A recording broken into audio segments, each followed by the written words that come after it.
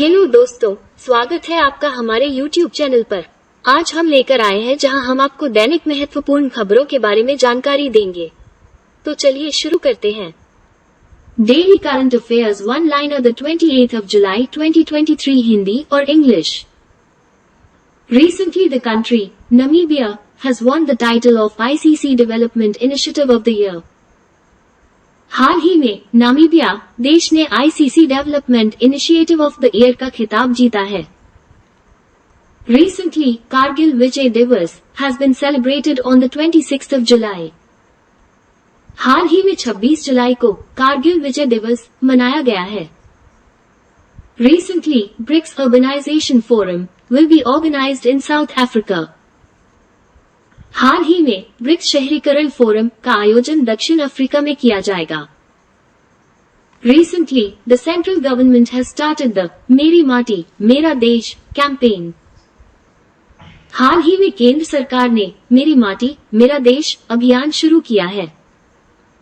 Recently, famous Punjabi singer Surinder Shinda has passed away at the age of 64.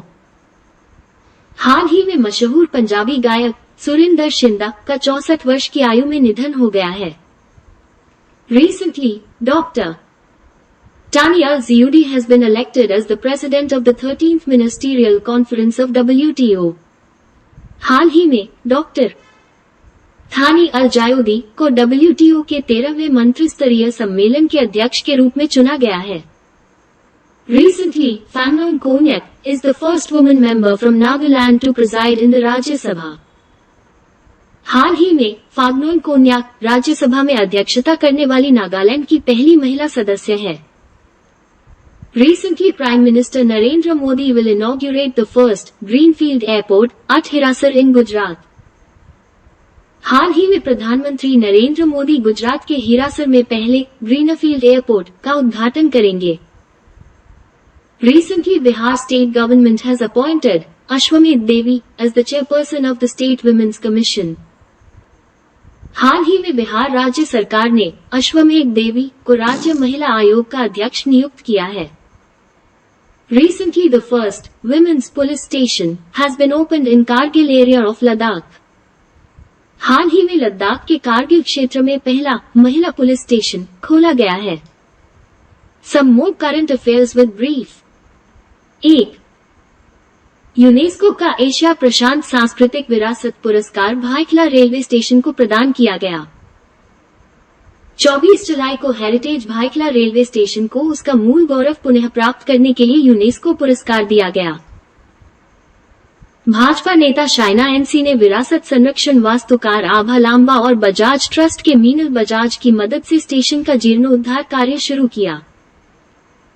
Byculla station के लिए UNESCO का Asia प्रशांत सांस्कृतिक विरासत पुरस्कार रेल मंत्री अश्विनी वैष्णव को प्रदान किया गया। मुंबई में 169 साल पुराना भायखला रेलवे स्टेशन भारत के सबसे पुराने रेलवे स्टेशनों में से एक है जो अभी भी उपयोग में है। जुलाई 2019 में भायखला रेलवे स्टेशन का जीर्णोद्धार प्रोजेक्ट शुरू किया गया था। अप्रैल 1853 में जब बॉम्बे ठाणे रेलवे का उद्घाटन हुआ तो भायखला मूल स्टेशनों में से एक था। 2022 में छत्रपति शिवाजी महाराज वास्तु संग्रहालय CSMVS ने सांस्कृतिक विरासत संरक्षण के लिए यूनेस्को एशिया प्रशांत पुरस्कार 2022 में उत्कृष्टता का सर्वोच्च पुरस्कार जीता था। 2. मैंग्रोव पारिस्थितिकी तंत्र के संरक्षण के लिए अंतर्राष्ट्रीय दिवस 2023 रेशियो 26 जुलाई। हर साल 26 जुलाई को मैंग्रोव पारिस्थितिकी तंत्र के संरक्षण के लिए अंतर्राष्ट्रीय दिवस मनाया जाता है। ये एक अद्वितीय, विशेष और कमजोर पारिस्थितिकी तंत्र के रूप में मैंग्रोव पारिस्थितिकी तंत्र के महत्व के बारे में जागरूकता बढ़ाने और उनके स्थायी प्रबंधन, संरक्षण और उपयोग के समाधान को बढ़ावा देने के लिए मनाया जाता है। 2015 में संयुक्त राष्ट्र शैक्षिकी, वैज्ञानिक और सांस्कृतिक संगठन यूनेस्को के सामान्य सम्मेलन ने इस अंतर्राष्ट्रीय दिवस को अपनाया था। मैंग्रोव पुर्तगाली शब्द मैंगू और अंग्रेजी शब्द ग्रोव से मिलकर बना है। मैंग्रोव दुनिया के उष्णकटिबंधीय और उपोष्णकटिबंधीय और अंतर्ज्वारीय क्षेत्रों के नमक सहिष्णु पौधे हैं।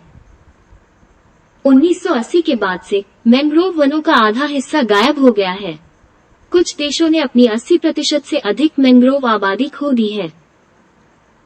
भारत के पश्चिम बंगाल में सुंदरबन मैंग्रोव वन दुनिया का सबसे बड़ा मैंग्रोव वन है और यूनेस्को ने जंगल के कुछ हिस्सों को विश्व धरोहर स्थलों के रूप में नामित किया है। 3. केंद्रीय पर्यावरण मंत्री भूपेंद्र यादव ने संसाधन दक्षता और चक्रीय अर्थव्यवस्था उद्योग गठबंधन RECIC का शुभारंभ किया।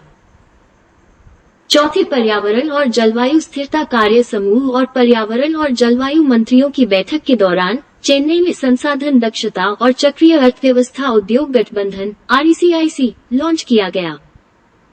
इसे यूरोपीय संघ के पर्यावरण आयुक्त और Canada, France, Italy, Denmark, Mauritius और संयुक्त अरब अमीरात के माननीय मंत्रियों की उपस्थिति में लॉन्च किया गया है। RECIC भारत की G20 प्रेसिडेंसी के तहत एक उद्योग संचालित पहल है। RECIC का मुख्य उद्देश्य दुनिया भर में संसाधन दक्षता और चक्रीय अर्थव्यवस्था को बढ़ावा देना है। 11 देशों में मुख्यालय वाली 39 कंपनियां RECIC में इसके संस्थापक सदस्यों के रूप में शामिल हुई हैं। RECIC का उद्देश्य भागीदार उद्योगों के बीच ज्ञान आधारित साझेदारी, सर्वोत्तम अभ्यास साझाकरण और टिकाऊ प्रथाओं को सुविधाजनक बनाना है। प्रभाव के लिए साझेदारी, प्रौद्योगिकी सहयोग और पर्याप्त वित्त गठबंधन के 3 सिद्धांत हैं। पर्यावरणीय स्थिरता पर स्थायी प्रभाव डालने के लिए गठबंधन की कल्पना एक आत्मनिर्भर इकाई के रूप में की गई है। 4. लोकसभा अध्यक्ष ओम बिरला ने सरकार के खिलाफ अविश्वास प्रस्ताव स्वीकार कर लिया। लोकसभा अध्यक्ष ओम बिरला ने मणिपुर हिंसा पर सरकार के खिलाफ विपक्ष द्वारा लाए गए अविश्वास प्रस्ताव को स्वीकार कर लिया। गौरव गोगोई ने 26 जुलाई को मोदी सरकार के खिलाफ अविश्वास प्रस्ताव पेश किया था। NDA सरकार के पास लोकसभा में स्पष्ट बहुमत है, लेकिन अविश्वास प्रस्ताव का इस्तेमाल अक्सर विपक्ष द्वारा विशेष मुद्दों पर सदन में चर्चा के लिए मजबूर करने के लिए एक उपकरण के रूप में किया जाता है। अविश्वास प्रस्ताव क्या है? कोष्टक अनुच्छेद 75(3) के अनुसार मंत्रिपरिषद सामूहिक रूप से लोकसभा के प्रति उत्तरदायी है। कोई भी लोकसभा सांसद 50 सदस्यों के समर्थन के साथ मंत्रिपरिषद के खिलाफ अविश्वास प्रस्ताव पेश कर सकता है। अविश्वास प्रस्ताव केवल लोकसभा में ही लाया जा सकता है। प्रस्ताव पर चर्चा होती है और अंत में वोटिंग होती है। यदि प्रस्ताव पारित हो जाता है तो सरकार को इस्तीफा देना पड़ता है। यह विश्वास प्रस्ताव से अलग है। कोई सरकार विश्वास प्रस्ताव लाकर अपना बहुमत साबित कर सकती है। अविश्वास प्रस्ताव को स्वीकार करना है या नहीं, इसका निर्णय लोकसभा अध्यक्ष करता है। Thank you for watching our channel. Please like और subscribe. After that leave your query and suggestions in the comments below. We'll see you in the next video. Thank you and have a great day.